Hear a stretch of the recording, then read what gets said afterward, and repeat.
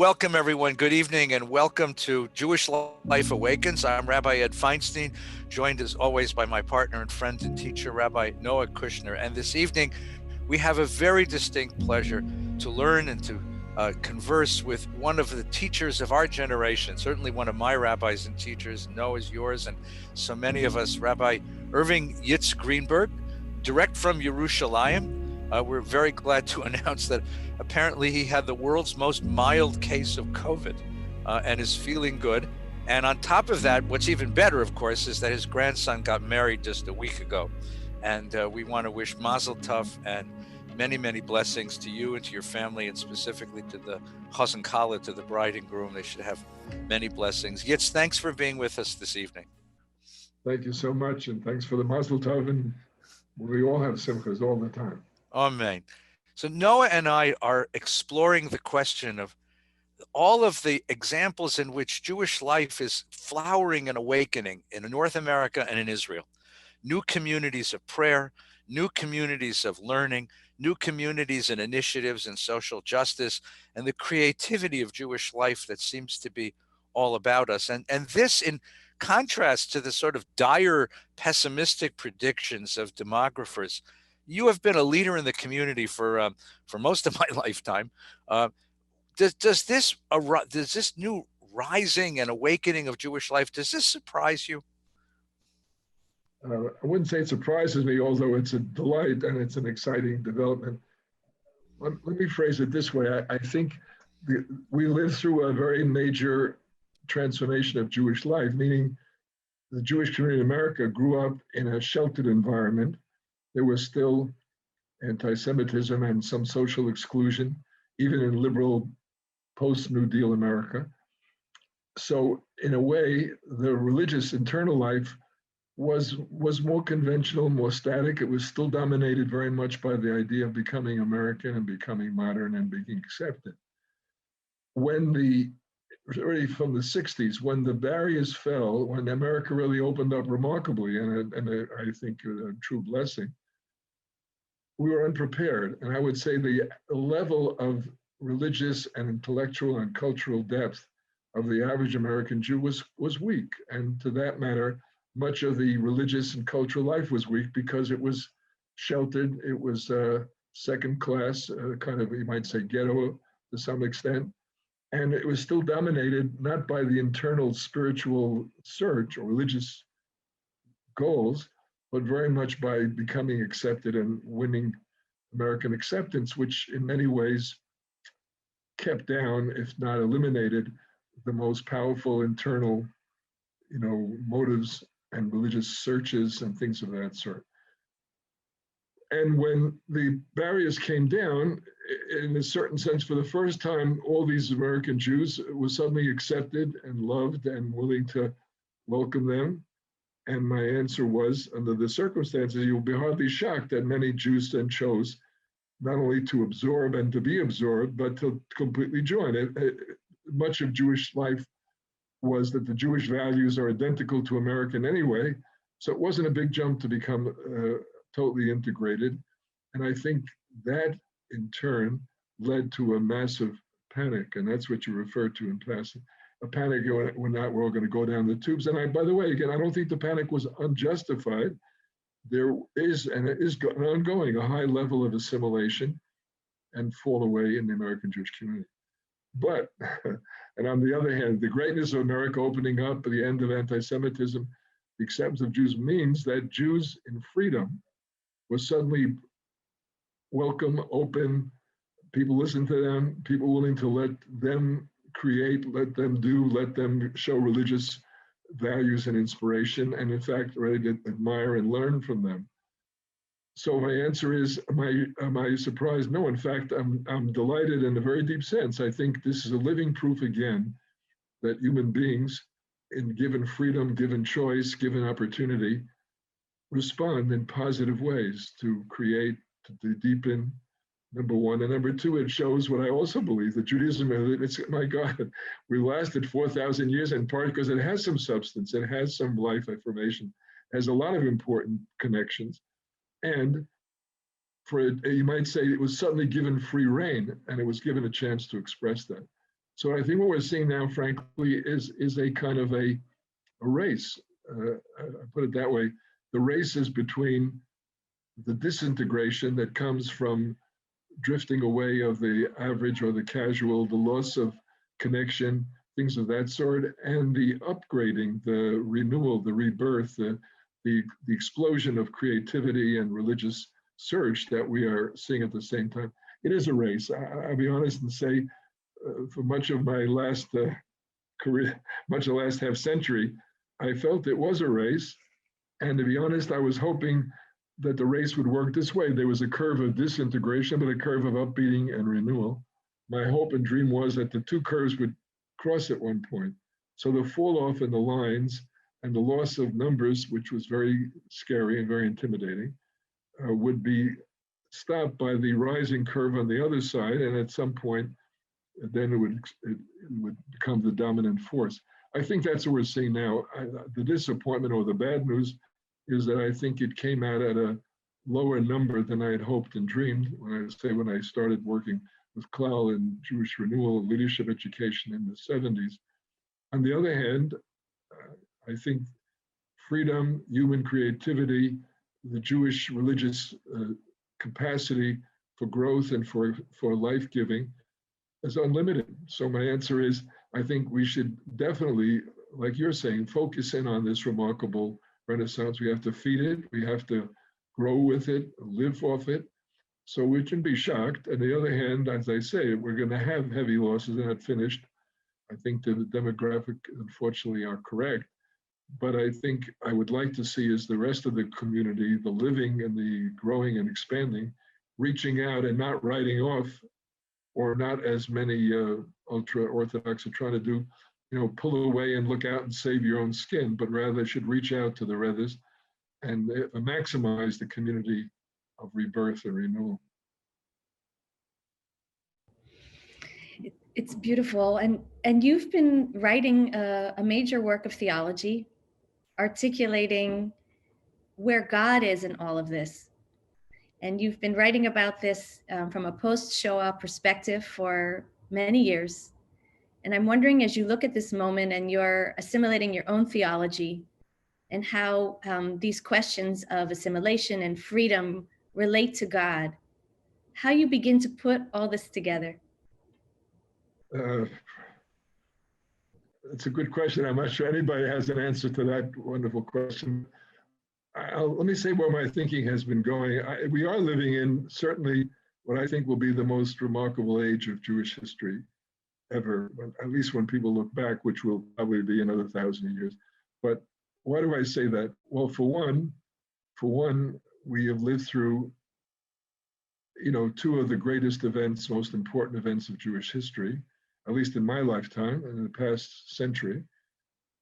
And let me put it this way, the core of the biblical tradition and of Jewish religion in general is the Exodus, the redemptive event of ancient times in which the Hebrew slaves were liberated and went on to the land of Israel. We also lived through an equivalent, in fact, in my judgment, a greater Exodus in the rebirth of the state of Israel. When I say greater, 600,000 Jews, that's the more generous version, left Egypt, or 6,000 adult males left Egypt. But many more than that, 600,000 Jews were in the Yishuv that fought off the Arab invasion and created the state of Israel successfully. Couple of million, almost 800,000 Arab Jews from Arab countries came to Israel. Another million came from Soviet Union after that broke down. So you have an exodus which in sheer numbers dwarfs the biblical on the one hand. And then you think of the extent of the incredible miracle in this exodus. It's not just freedom, it's also building, it's creating a living culture, the rebirth of Hebrew. And on the other hand, we also lived through the Holocaust, the Shoah, which is a catastrophe unparalleled in Jewish history, greater in my judgment than the destruction of the temple. Many more Jews were killed, many more synagogues and centers of learning destroyed. So think about that again too. The way I put it is this way. After the Exodus redemption, the Bible was written and developed and created, and look at all the institutions of greatness that came out of it. after the destruction of the temple, the Talmud, and an incredible, synagogue movement and learning Torah was created in response. So my answer is, when you have both together, what will be the outcome? There was Samuel Goldwyn was one of the leading Hollywood lights in my childhood. They once asked him, "What's your dream of an ideal movie?" He said, "Well, it opens with the Exodus and the splitting of the Red Sea, and it builds to a climax." Well, in a very, very real sense, we opened up with the greatest redemption and the greatest disaster, and we're building to a climax. And I really do believe that out of this development will come new scriptures to shape the world, as I always did, new Talmud that will shape our world and the general world as no one before. And that's just the beginning. So we are living through, I think, the most transformative moment in Jewish history. And I would express it in this way. I've come to the conclusion that in the history of Jewish tradition, there have been three iterations, two we all know about: biblical Judaism, and again, after the development of rabbinic tradition and the destruction, rabbinic Judaism. I think we are in the first stage of the third iteration. I'm asked, what are you going to? That's what the book is about. What will this third iteration be called? My guess is lay Judaism. Because why? Because I think we're living. This is what brings me to God. I think we're living in the third stage of the covenant, a stage in which God is totally hidden. Again, looking back in the Bible, God is very visible, very transcendental, very domineering. You have visible miracles and all kinds of other things. God speaks from heaven. Prophets bring direct messages from God, and so on. The rabbinic tradition, I believe, is the second stage of this covenant, the basic Jewish idea of a partnership covenant between God and humanity, God and the Jewish people. But in this second stage, and this I learned from the rabbis, God self-limits, no longer visible, no more visible miracles like splitting Red Seas, no more voices from heaven, revelation, no more prophecy. God is self-limited, and this is the paradox: become more hidden, but rabbis tell us come closer. So the transcendental, if you will, the macho domineering ruler of the biblical period now comes in a hidden or subtler or more masked form as Shekhinah, as the divine loving presence. If you forgive the sexism, and sort of the female image of the God who is loving and kind and close. And this is what the rabbis say: this God is less visible, but is present much more. And before you wanted to experience God directly, go to the temple. Here, in your own home. And the rabbis develop brachot, blessings, to make us aware of God's presence in the most hidden places. And when you eat an apple, it's reminding us that this was created by God. Or when you go to the bathroom, when you urinate or defecate, this is a moment of miraculous experience. The rabbis made a blessing for that. My whole system worked, the digestive system, the elimination system, the blood, the heart. So they made us realize that in this second stage, God is more hidden, more close, in fact, everywhere, but humans have to take a much more active role. And that was the purpose of God becoming more hidden, say the rabbis. So instead of God telling us what to do, if you want to know what God asks of us, human beings, rabbis in this case, will study the past record. They'll use their intelligence and they'll figure out what's the answer. And what's the answer, of course, is two rabbis disagree. Good. I mean, but that's true. And that's part of the miracle of human responsibilities. You get a variety. Now, to make a long story short, I believe we're living in the third stage. And in the third stage, I think it's a stage that really started in modernity, although we didn't get it. Maybe the religious people didn't get it any more than the secular did. And in this stage, God is totally hidden. I think the evidence overwhelming. You don't see the hidden miracles. You see, for example, again, medicine, and there are miracle cures as never before.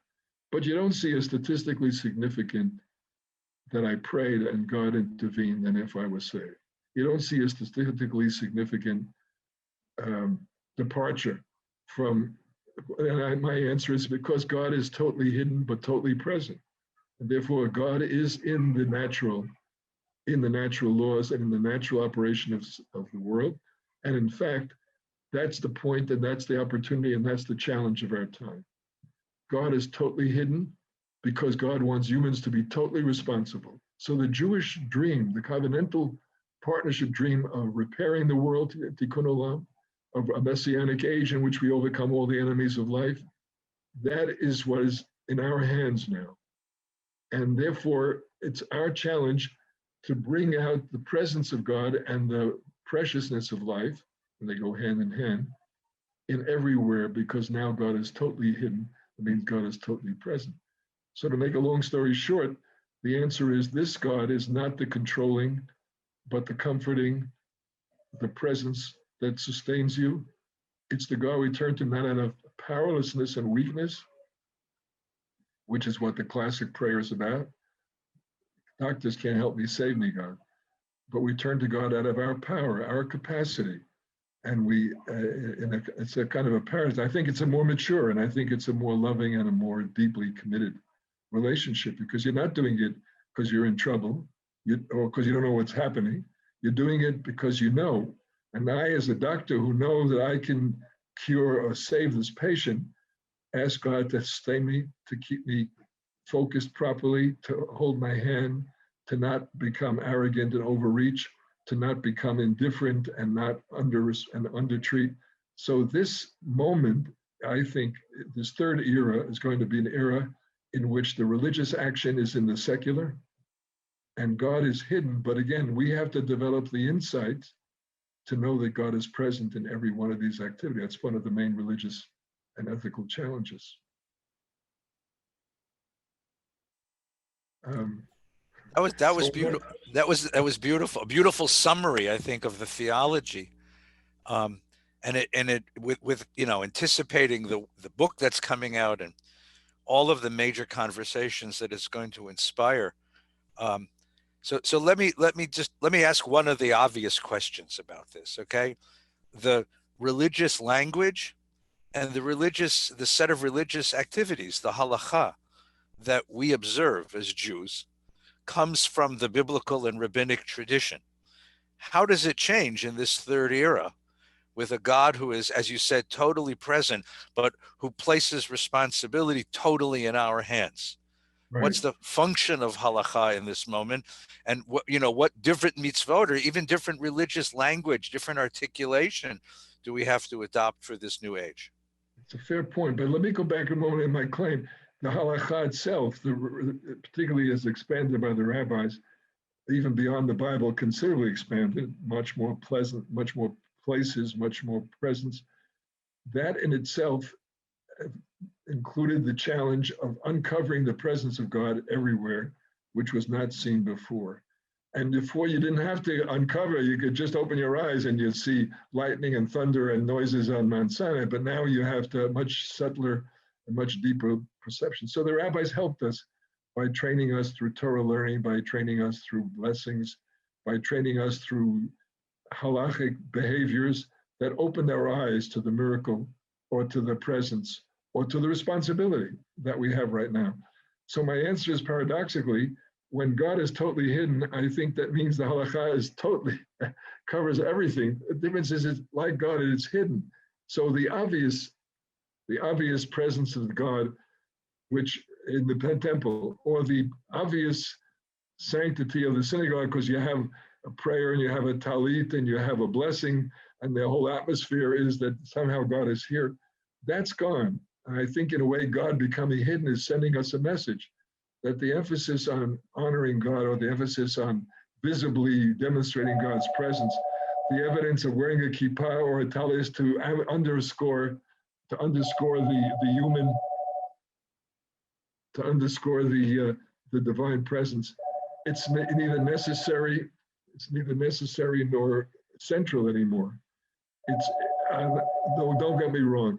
It is still a potential source of insight and religious inspiration. And I, for one, I'm an Orthodox Jew, I find these observances tremendously helpful. But I also believe that we're going to have a major expansion.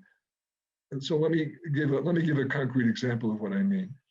First of all, my basic claim is that all Halakhah and all commandments are really about life. And that in the book is called The Triumph of Life. And in the book, I try to make that point, that the main message of Judaism is the preciousness of life, the sanctity of life, the human being who is an image of God.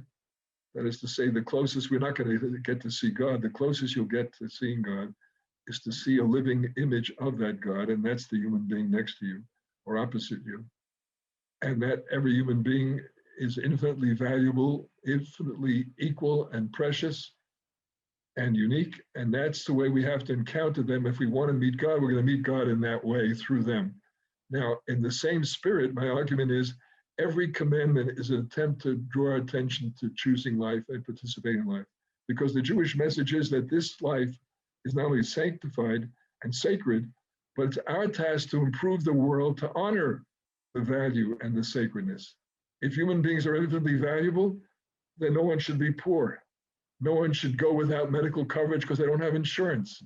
No one should die as they do in the third world because there's not enough money for the pennies it would cost to give them oral rehydration tablets and clean water.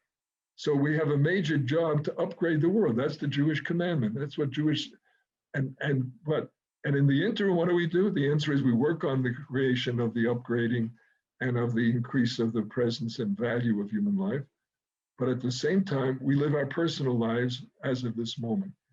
And here again, the Halakhah said every act that you take on can be shaped or reshaped to help you maximize life. So I come to the so-called ritual. Let's say take kashrut. The answer is that what kashrut is a ritual trying to draw your attention to the primacy and the value of life. How do you express that? How do you express that? The answer is you take food. Ideally, what kashrut says is you should be a vegetarian. In other words, you should not live by the death of another living creature. Now, we're living in an imperfect world, so the kashrut says, well, so if you want to eat vegetables or minerals, it's all kosher and it's all proper. If you want to eat an animal, we have restrictions as a kind of a reminder, that you shouldn't be doing this, that you should be maximizing life.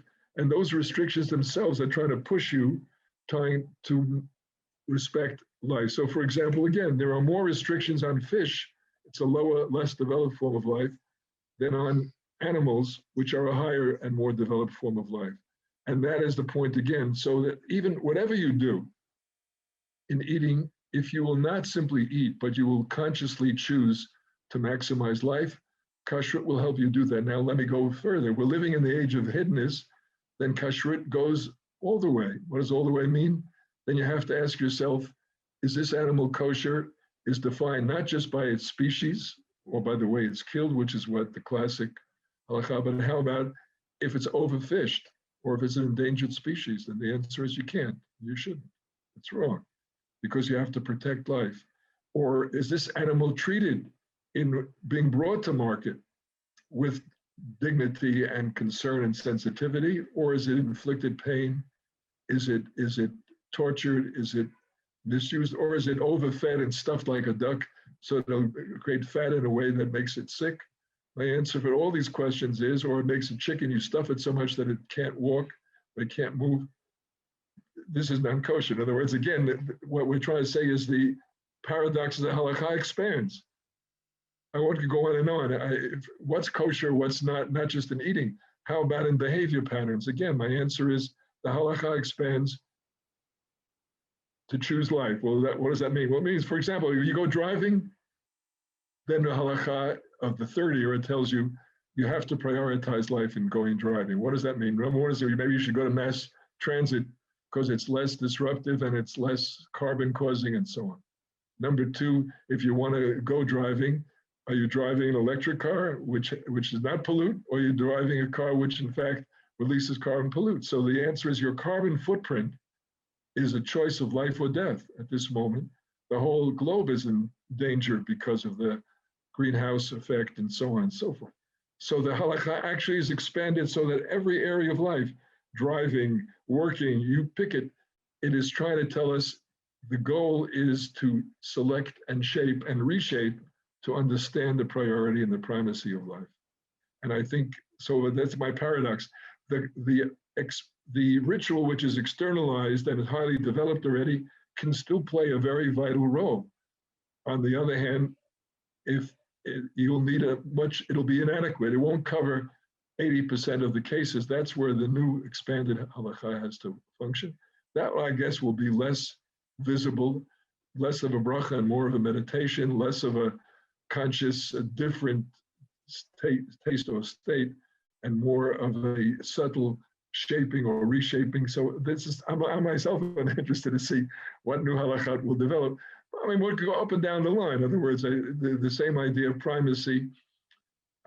Give one other example, because to me it's part of it. What's your attitude toward gay or homosexuality? So again, the tradition, I believe, came out of a system in which number one is they thought gay is in fact not a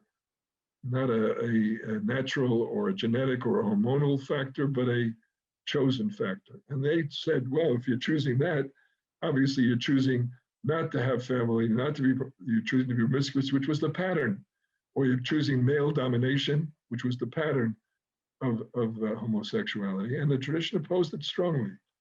But we living in a time when humans are fully responsible and realize, number one, this is not only natural, this is the fundamental emotional, personal reaction of people, then our answer is, it seems to be the same thing. Then the criteria is prioritizing life. The criteria is, does it reflect covenantal values? So the test of homosexuality is the same test as heterosexual. Namely, Jewish religion teaches it should grow out of relationship, and relationship deepens and enriches life, as against casual or simply sex as a physical activity. Does it grow out of faithfulness and deepening and growing toward each other? And again, that answer would apply to me in heterosexual, but it applied in homosexual just as well. Does it grow out of creating life into family? My answer again is, so paradoxically, my argument is, in this third era, we will have a halakha of homosexuality or a halakha of same-sex marriage that will be as broad, I hope, and as life-affirming, maybe more so. And to the extent that the inherited tradition does not respond to these new facts or these new realities, then it becomes the enemy of life and it defeats itself. And I think it will, in fact, not stand the test of time. So I will predict not only that we'll have a new halakha, but that a lot of the inherent halakha will also reshape itself to advance life and to enrich it. It's beautiful. And I love the emphasis, of course, I love the emphasis on life and on the tradition supporting and emboldening us to make choices for life. And I want to turn now to, I actually want to turn to the Shoah, because we're now several generations away. And many of the people maybe in my community have never even heard a survivor. The stories that were told with great frequency a few decades ago maybe are told more sporadically. And I wonder, in this theology that prizes life, how do we change the way we talk about Shoah, or do we change it, or how does it fit in? Does it fit in? Well, look, it's very shocking and very destructive assault on what I've been saying all along. Judaism believes not only that the purpose and the value of life, it also believes that humans were recruited by God, as it were, the human race, that Jewish people are just part of it. The human race is recruited by God to enter into partnership for life, for creating life, for repairing the world so it maximizes and supports life, and most of all, that it respects and upholds the dignity and the value of all forms of life in every form.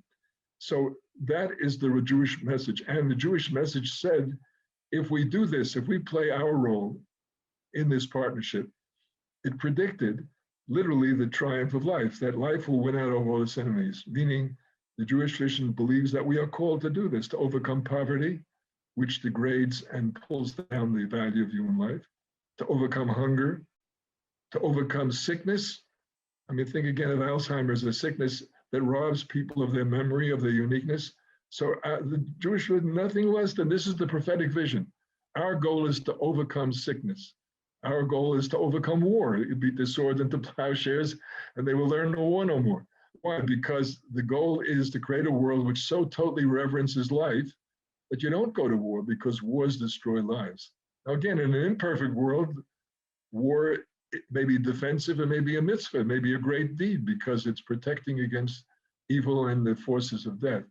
So this is the background when you come to the Shoah, the Jewish message that if we persist, life will win out. That in the end, the dignity and value of life is the ultimate value. What the Shoah is, if I had to put it simply, is it's the greatest assault in history, not the only one, but the greatest assault in history on life and on the value of life. I mean, a decision to totally wipe out every member, every person in a particular class of people.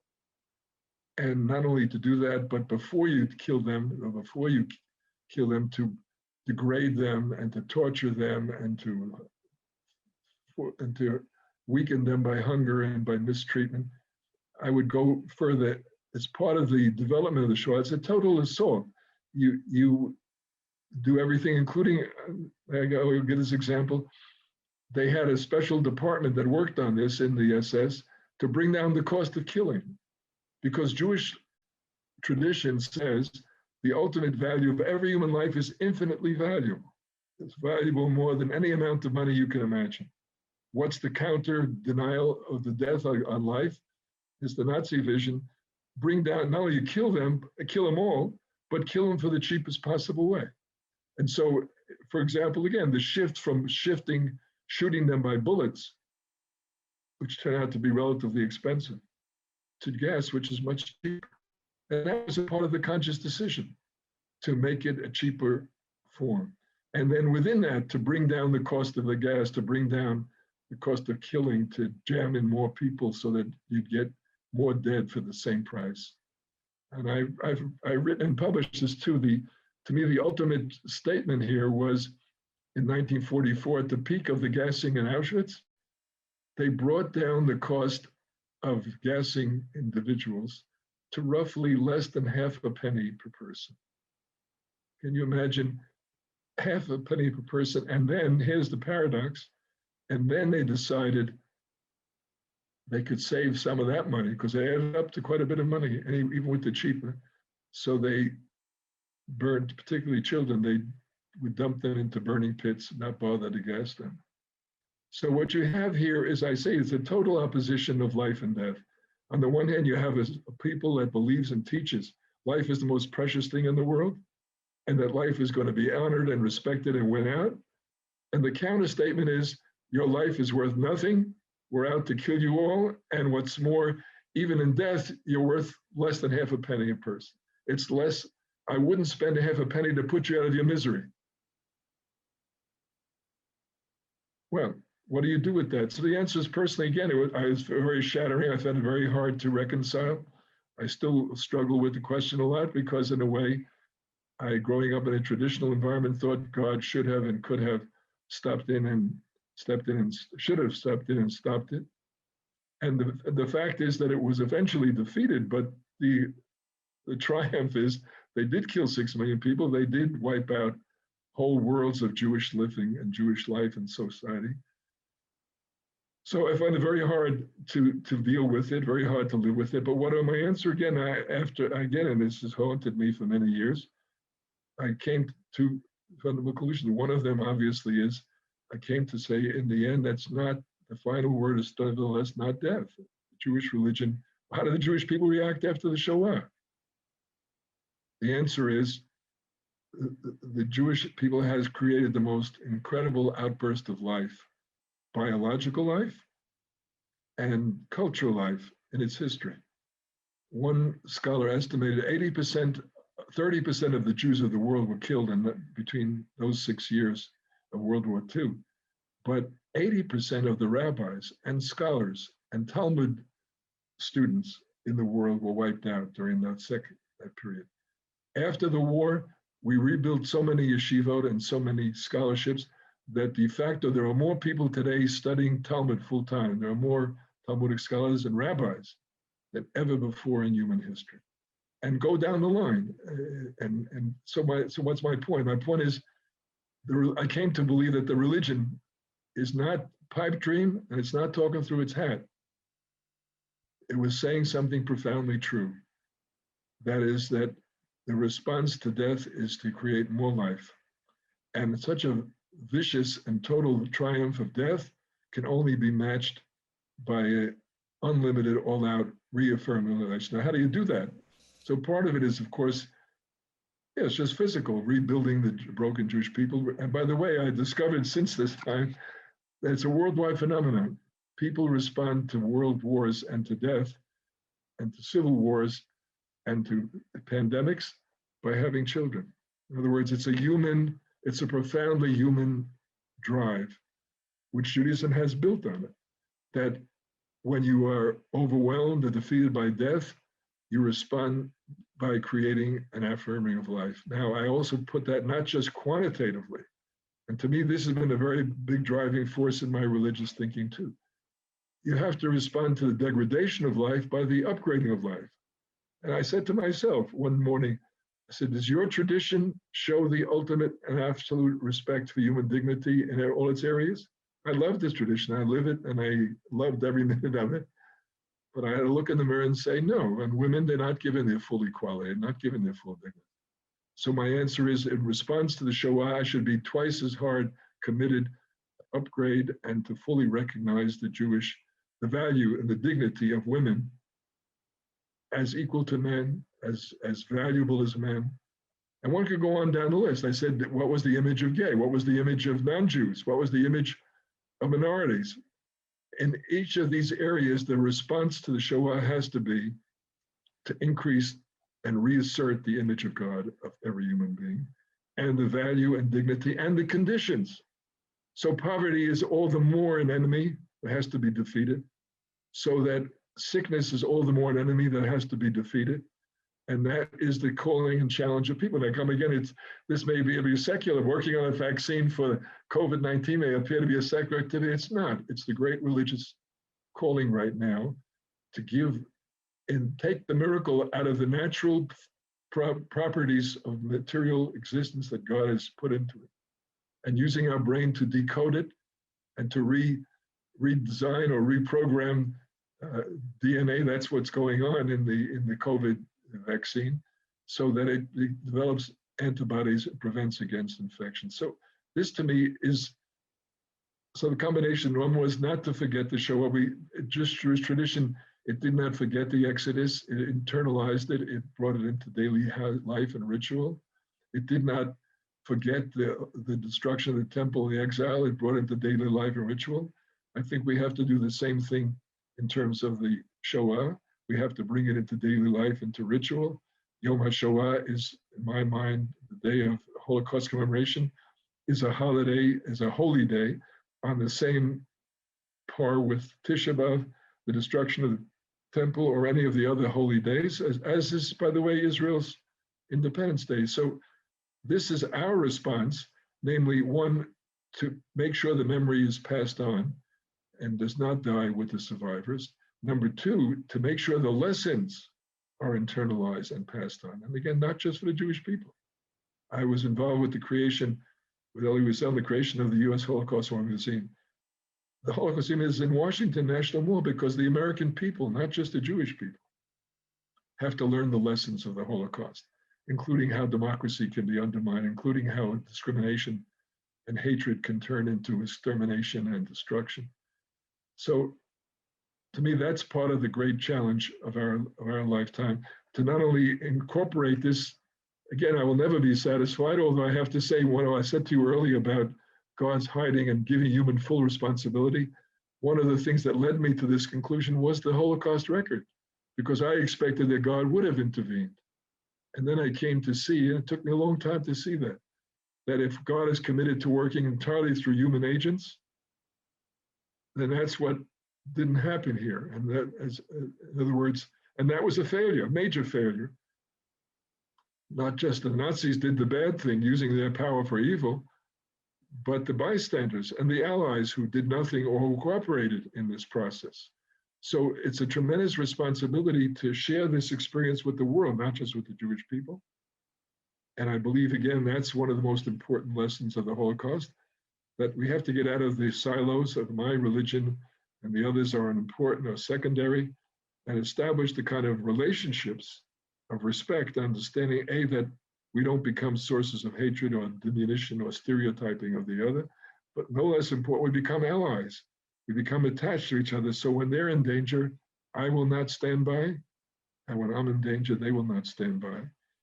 So I hope this is some of the developments that are coming. We see it happening. Of course, there are counter forces too, but to me, again, I would say this is alchemy, but it's amazing alchemy that not just the Jewish people, but many others have taken such a model of evil and cruelty and viciousness and turned it into a force for responsibility and for solidarity and for taking responsibility to upgrade the quality of life and the people. So yeah, I'm an optimist. It's a little bit, come back to your earlier question, why is everybody panicking? I am an optimist. I think these resources are there, and not just in Jews, but in all humans. And again, we have a lot to learn from them, and they can, I hope, learn a lot from us. But I think that together we can reaffirm, the primacy of life. The Holocaust is not the primacy, it's the challenge to primacy of life. And we can together affirm that we're committed to every form of building and rebuilding life. So one of the things that occurs to me as I hear you talk, if you look into the Jewish world, one of the phenomena that's very sad is a kind of polarization, a pulling away. Traditional Jews, this is very general, so I apologize, but Jews of the tradition are focused on the particular, on protecting the Jewish people, living a Jewish life, and in many ways becoming isolated from the rest of the world. And Jews of less traditional ilk are becoming universalists, focused on initiatives and social justice. And they look at each other across a divide and accuse each other of the sin of being too extreme. The right, as it were, the traditionalists say, the left, the universalists don't care about the future of the Jewish people. They've given up their faithfulness to the Jewish people, and they're all universalists. And the left, as it were, the less traditional camp, looks at the right and says, you've become isolationists. You've given up on the Jewish ethical tradition. You've given up on the soul of the Jewish people. In a certain way, it's body and soul. One side says you've given up the soul of the Jewish people, and one side says you've ignored the body of the Jewish people. But your ethic of preserving life seems to draw these two extremes together. The universal and the particular now become one, and they become dialectically related, at least, but they become one in this new ethic of fighting for life. I couldn't agree with you more. In fact, I would say again, they need each other. And by the way, it's one of the things I learned in my pluralist experience. When I first started, you do it, you want to show respect, you want to develop tolerance. But as I got into it more deeply, I began to realize there are some very important insights on the other side that I need to incorporate in mine. Judaism, for example, has been great, and my tradition, the Orthodox tradition, particularly strong on the particular and on the Jewish centrality and on the right, and I believe these are legitimate, the right to focus primarily and firstly on your own family and your own immediate circle, and then widen out. But again, if you don't correct that, it becomes very self-centered and it fails many moral tests, and that's the point. So the greatness of Judaism, and when it kept this dialectic profoundly distinctively Jewish, and again, my point is that is available to every religion to be profoundly distinctively its own particular tradition, but simultaneously affirming the universal responsibility. First of all, the creation of the world. The Torah starts not with the first Jew or the first Jewish people or the first Jewish mitzvah commandment.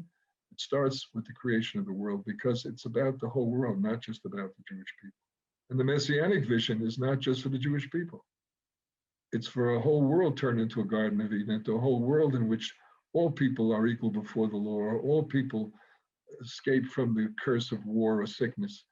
So at its best and its healthiest and its most robust form, Judaism embraces the two. And that leaves lots of room for some people to say, yeah, but I want to spend most of my time on this side of the fence and you on the other side of the fence. That's constructive. The tragedy is when it becomes polarization and separation. So instead of learning from each other and balancing each other and strengthening each other and filling in what each side needs that the other is doing better, it pushes you to further extreme, and it brings out the worst rather than the best, each side of the coin. So that is a major responsibility, to cross that divide and to try to undo this polarization. I think, again, we have to each make that pledge to not get by. It's easy, it's the stereotype. A friend of mine published a book. One reason stereotypes work is that many times they have a kernel of truth. There is a kernel of truth in that description you gave before. But the point is, it's not the whole truth. And it's certainly not the truth we could want to end up with. So the whole truth is that the other side has lots of your issues that you're dealing with. And many of the Universalist Jews care deeply about Jewish. In fact, they're expressing the Universalism because they're Jewish and they feel loyalty to Jews. And vice versa. It's easy to dismiss the traditionalists, and they are to blame in part. I must say, to my great regret, in the last 30 years, particularly the traditionalists or the ultra-traditionalist schools have sort of felt we can do better if we stay out of the swing of general society. We can create a private shelter and a ghetto and look out for ourselves.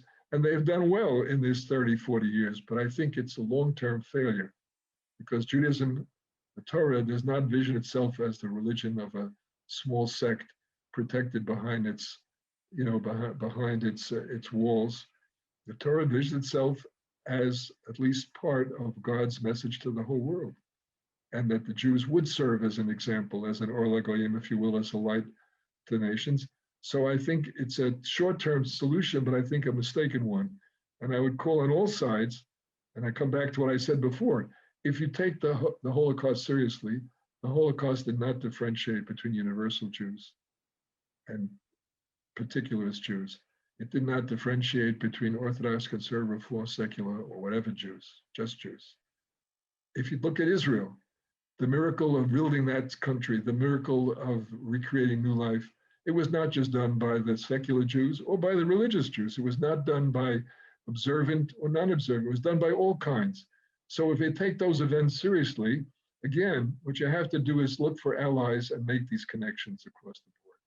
And I say again, my personal experience is that I discovered not only that Jews are my allies across denominational lines, but that Christians and Muslims and Buddhists, at least those who share these values, are my allies. And they are, it reminds me of a joke, was not a joke, it's a true story. I used to say, when I first began to think about these questions, of particularly the Messianic vision, the whole world redeemed, I said, what, 12 million Jews or 14 million Jews, we're going to lift up the whole world?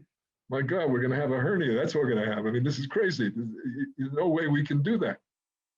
Then when I got involved in dialogue more and more, began to realize that Christianity too is driven by this vision of a world redeemed. And again, maybe they've gone too spiritual. When they meet with Jews, they begun to recover the body question, and that's healthy for them. And maybe the Jews have become a little too focused on the body. When we meet Christians and they remind us of spirituality, we get it from them. So I discovered, I have billions of allies.